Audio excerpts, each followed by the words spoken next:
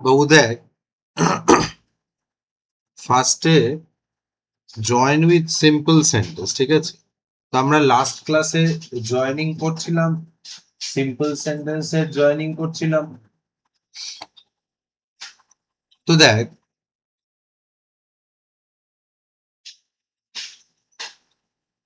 First যে সেন্টেন্সটা রয়েছে, এই সৌমিতা পারবে? হি read a story. It was about Vidyasagar.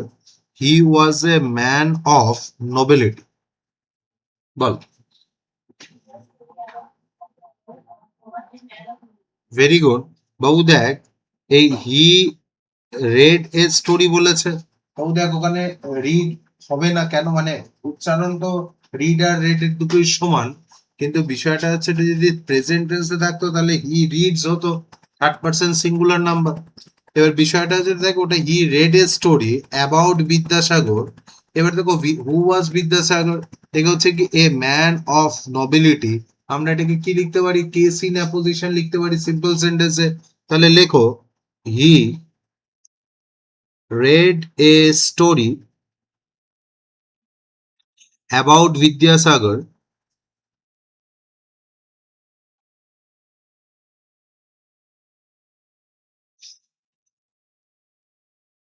এই বিদ্যাসাগরের পর কমা দিয়ে হচ্ছে গিয়ে এ ম্যান অফ নোবেলিটি, ঠিক আছে? সৃজিতা পরেরটা বলো তোমার। They saw an one eyed dog, the dog was of Pekingese breed. বল। Very good. লেখো হচ্ছে গিয়ে এই ডগ অফ পিকিনিজ ব্রেড, এইভাবে লেখো। লেখো হচ্ছে গিয়ে they saw a one eyed dog of Pekingese breed, ঠিক আছে? লেখা হচ্ছে গিয়ে দে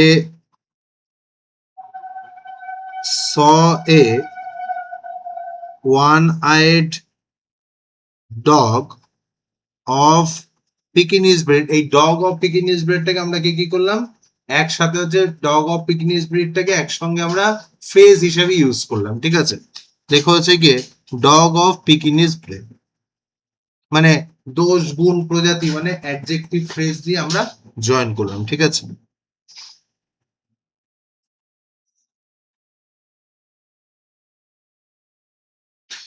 তো পিকিনিজ ব্রিড, ডগ অফ পিকিনিজ ব্রিড। ওকে বাবু দেখ, যখনই জয়েনিং বাড়িতে আমি সলভ করতে দেবো বা প্র্যাকটিস করবি, ঠিক আছে, তখন কি করবি? ওই যে আমি রুলস গুলো লিখিয়েছি, সিম্পল সেন্টেন্সের, কমপ্লেক্স সেন্টেন্সের, কম্পাউন্ড সেন্টেন্সের যে রুলস গুলো করিয়েছি, ওইগুলো একবার একটুখানি থরলি পড়ে তারপর কি করবি বলতো?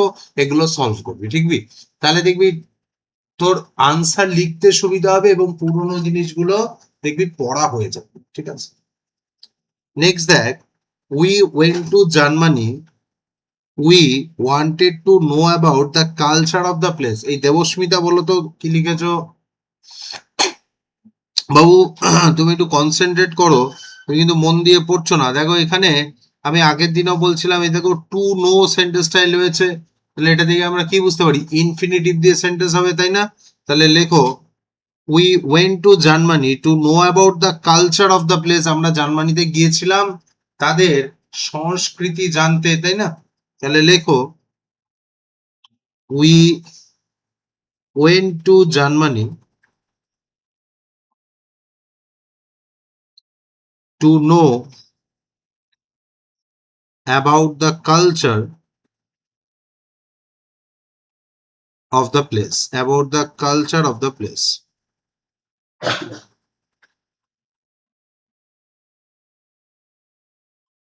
নেক্সট সেন্টেন্স, রাজদীপ বল।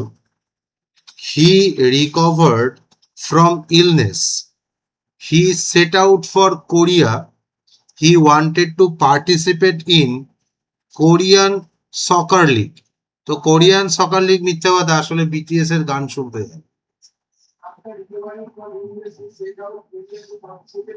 বাহ, ভেরি গুড বাবু। দেখ, তিনটে সেন্টেন্স ছিল, সেন্টেন্সটা একটু বড়, একটু টাফ, কিন্তু এমন কিছু টাফ নয়, সহজ ছিল। দেখ, এই রিকভার যেটা ছিল ওটাকেও কি করেছে? প্রেজেন্ট পার্টিসিপেল চেঞ্জ করেছে। পরের যে he set out for Korea, এই সেট আউটটাকে অ্যাজ এ ফাইনাইট ভার্ব লিখেছে। আর দেখ লাস্টের যে থার্ড সেন্টেন্সটা ছিল ওই টু পার্টিসিপেটটাকে কি করেছে ইনফিনিটিভ দিয়ে জয়েন করে দেখ হচ্ছে কি একটাই ফাইনাইট ভার্ব রয়েছে আর অবভিয়াসলি ও সিম্পল সেন্টেন্স করেছে। খুব ভালো হয়েছে। লেখ হি রিকভার্ড, এই সরি পার্টিসিপেল ফার্স্টেরটাই করতে হবে। লেখ হচ্ছে গিয়ে রিকভারিং ফ্রম ইলনেস, লেখো recovering from illness he set out for Korea to participate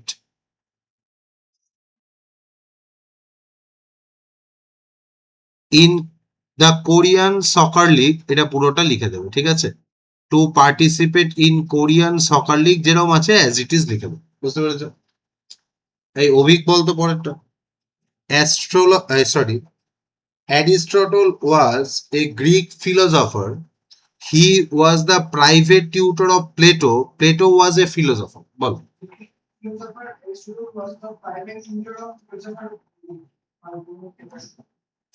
Private tutor of Plato. তো বিষয়টা হচ্ছে দেখ একদম সঠিক বাবু। দেখ এই গ্রিক ফিলোসফার কেউ কি কেসি না পজিশন দিয়ে করেছো? বল।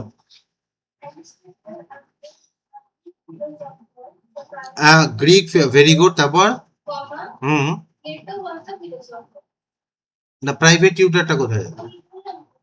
লেখো অ্যারিস্টটল ওয়াজ এ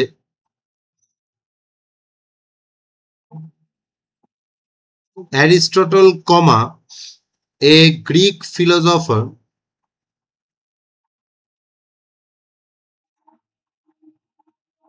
অভিজ্ঞতা হয়েছে, এটাকে একটুখানি এটাও লিখে নে, যেটা আমি করাচ্ছি সেটাও লিখে। Aristotle, a Greek philosopher, was the private tutor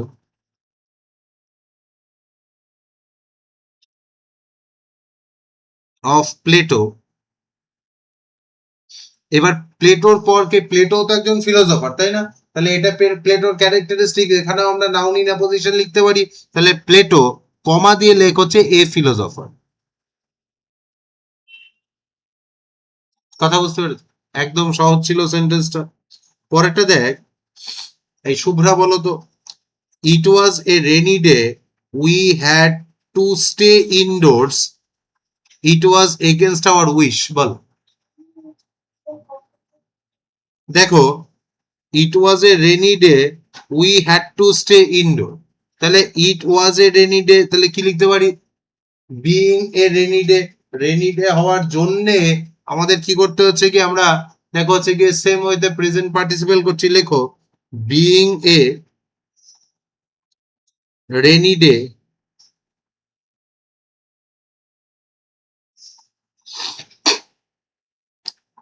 we had to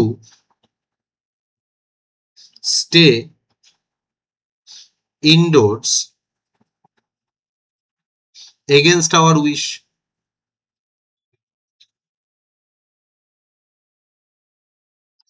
তাহলে দেখো তিনটে সেন্টেন্স ছিল, আমরা ফার্স্ট সেন্টেন্সে কি করলাম? পার্টিসিপেল দিয়ে ইউজ করলাম। এই হ্যাড কে ফাইনাইট ভার্ব হিসেবে ইউজ করে আমরা কি করলাম? তিনটে সেন্টেন্স জয়েন করে সিম্পল সেন্টেন্সে করলাম। নেক্সট দেখ পরের সেন্টেন্সটা, রাজদীপ পেরেছিস?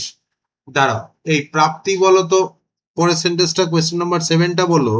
Mohanlal saw the empty compartment, he was dismayed, he was a snob, SNOB, snob। বল।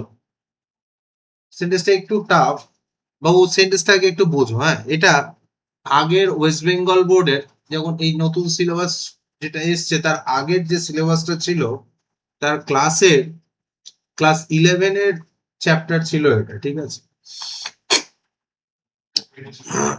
পেরেছো? বলো দেখি। এবার সেন্টেন্সটা একটুখানি বলে দিই তাহলে একটু বুঝতে সুবিধা হবে। Mohanlal saw the MT compartment. তো মোহনলাল বলে একটা ক্যারেক্টার ছিল, সে হচ্ছে গিয়ে খুবই অহংকারী একজন মানুষ, ঠিক আছে। অহংকারী বলতে সে খুব ভালো ইংলিশ জানে, ইংলিশ বলতে পারে, আর সে যে ভালো ইংলিশ বলতে পারে সেটা লোককে দেখাতে চায়, ঠিক আছে। এবার এই মোহনলাল সে ট্রেনের ফার্স্ট ক্লাস কম্পার্টমেন্টে ওঠে এই কারণে, যাতে ইউরোপীয়দের সঙ্গে তার দেখা সাক্ষাৎ হয়, আর সে যেন বিভিন্ন বিষয়ে, রাজনীতির বিষয়ে, সমাজনীতির বিষয়ে, অর্থনীতির বিষয়ে সে যেন ইউরোপীয়দের সঙ্গে ইংলিশে কথা বলতে পারে। আর এই আশায় সে ট্রেনের ফার্স্ট ক্লাস কম্পার্টমেন্টে যাতায়াত করে। কিন্তু এই পার্টিকুলার দিনে সে যখন এই ট্রেনে উঠেছে, মানে এই অহংকারী মোহনলাল সে ট্রেনে উঠে দেখছে ট্রেন কম্পার্টমেন্টটা খালি। আর অবভিয়াসলি ডিসমেট মানে তো সে একটু হতাশ হয়েছে, ঠিক আছে। মানে ভেবেছিল যে ইউরোপীয়দের সঙ্গে দেখা হবে, কিন্তু হয়নি, ঠিক আছে। তো এই হচ্ছে স্টোরিটা। আবার লাস্টেই দেখা যাবে কি, যে দুজন ইংরেজ সোলজার ওই কম্পার্টমেন্টে উঠে পড়ে, ইনফ্যাক্ট যাদের কোনো রিজার্ভেশনও নেই। ফার্স্ট ক্লাস কম্পার্টমেন্টে কি লাগে, রিজার্ভেশন লাগে। তো তাদের রিজার্ভেশনও নেই, উল্টে কি করে ওই ইংলিশ সোলজার, আমাদের মোহনলাল যেহেতু নেটিভ ইন্ডিয়ান, তো তাকে কি করে চ্যাংদোলা করে ট্রেন থেকে ছুঁড়ে ফেলে, ঠিক আছে। গল্পটা খুব সুন্দর, আগের সিলেবাসে ছিল, এখন আর নেই। যাই হোক, আয়ুষ বল কি লিখেছিস। আবার বলো। হুম। না না, বিষয়টা হচ্ছে কি, স্নব মানে তো তার ক্যারেক্টার।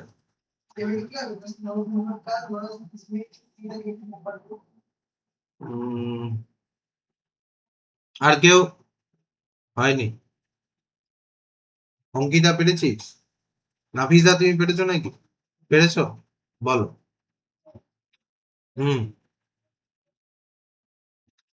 ডিসমেড এন্ড স্নব না, ডিসমেড তো হতাশ হলো, আর স্নব হচ্ছে কি তার ক্যারেক্টার। মানে মোহনলাল অহংকারী, তাহলে অবভিয়াসলি লেখো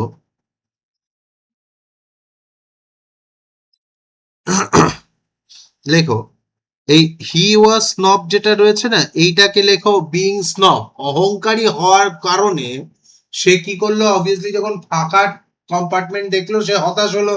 তাহলে লেখো being a snob, being a স্নব,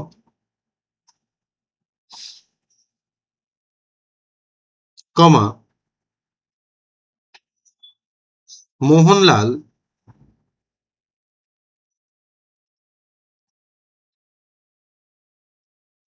dismayed to see the empty compartment. লেখো being a snob, Mohanlal dismayed to see the empty compartment.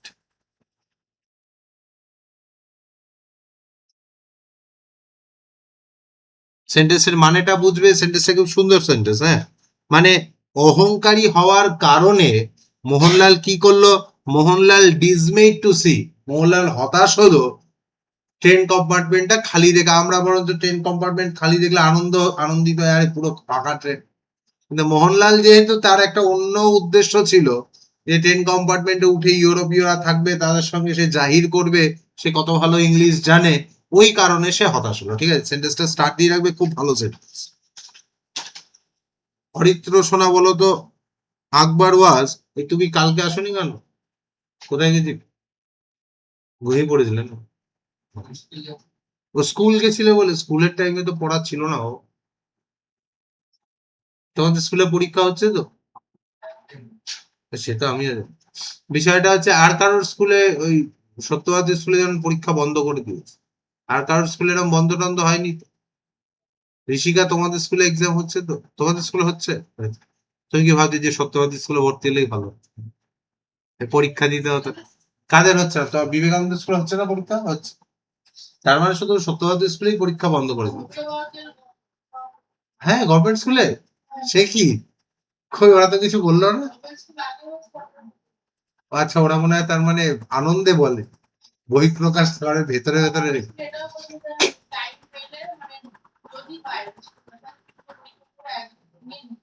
হ্যাঁ, সেটাও হতো, ভালো খারাপ। যাই হোক, দেখ এই ঋষিকা তুমি বলো তো পরে। Akbar was a great Mughal emperor, he brought about many religious modification. মনে আছে তো ইতিহাস বইতে তোমরা পড়েছো যে সেই কি আকবর কি করেছিল, একটা নতুন ধর্ম চালু করেছিল, দিন ইলাহি এরম, দিন ই ইলাহি এরম নাম চালু করেছিল। বলো দেখি সেন্টেন্সটা। হুম, ভেরি গুড। তাহলে আমরা কি করতে পারলাম, নাউন ইন অ্যাপোজিশন ইউজ করে দেখো, সিম্পল সেন্টেন্স করলাম। লেখো Akbar comma a great Mughal empire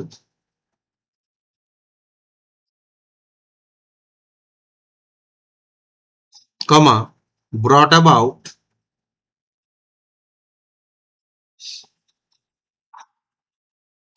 many religious modifications.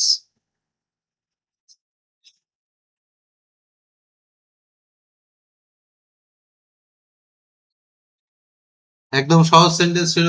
Rishika এবার বোঝা যাচ্ছে তো সিম্পল সেন্টেন্স গুলো? তাহলে যেমন বুঝতেই পারছো পরেরটাও বল। দেখো, he finished his work, he set out for his home.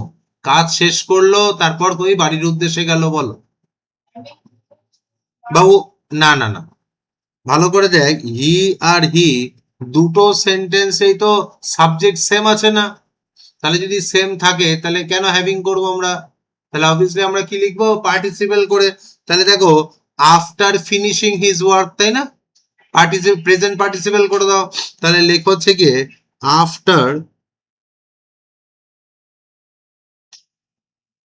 After finishing his work he set out for his home.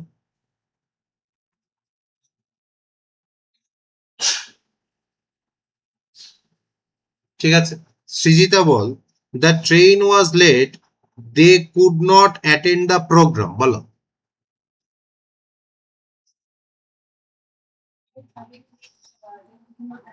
Very good বাবু। দেখ, ওয়াজ আছে, আমরা বিইং দিয়েও লিখতে পারি। লেখ হচ্ছে the train being late, train being late, comma they could not attend the programme.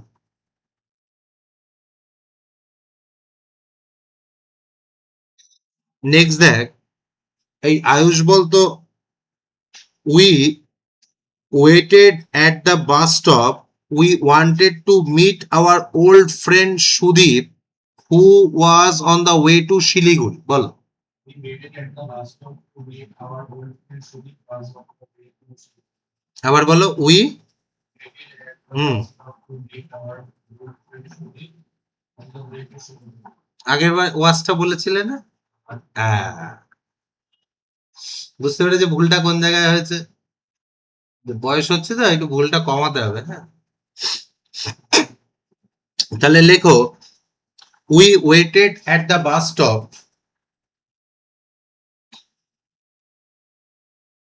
we waited at the bus stop to meet। দেখো, to meet দিয়ে আমরা কি করলাম, ইনফিনিটিভ দিয়ে জয়েন করলাম, to meet our old friend Sudip. আর সুদীপ কি দেখো হচ্ছে গিয়ে on the way to Siliguri, মানে সুদীপ রয়েছে। তাহলে দেখো যে to meet our old friend, এই ওল্ড ফ্রেন্ড কোথায় রয়েছে, on the way to Siliguri.